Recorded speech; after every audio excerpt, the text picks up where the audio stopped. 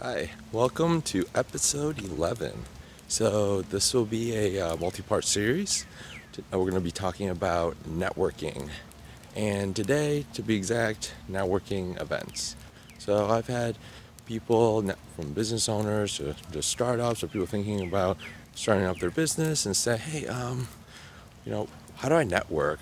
What do I do? And and here's some of the do's and don'ts about networking events. And so here are some of the don'ts. Those are the easy ones. I would say don't try to pass out as many business cards as you can.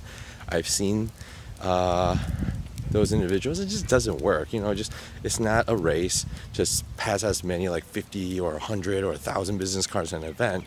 Don't even try that because at the end of the day, you're not building a relationship. And it's just they're gonna see the card like, oh great, and they're gonna just toss it out. Another thing is don't try to just have a quick conversation and expecting them to respond or call you back. It's because you didn't really take action. So here's some of the do's, right? Do try to build a relationship. Do try to listen and understand what their pain points are, what they're going through, and see if there is a solution. If your service or product, or if you know someone that can solve your problems. Do try to. One of my goals is try to make at least one good connection before at every event before I go, and that's it.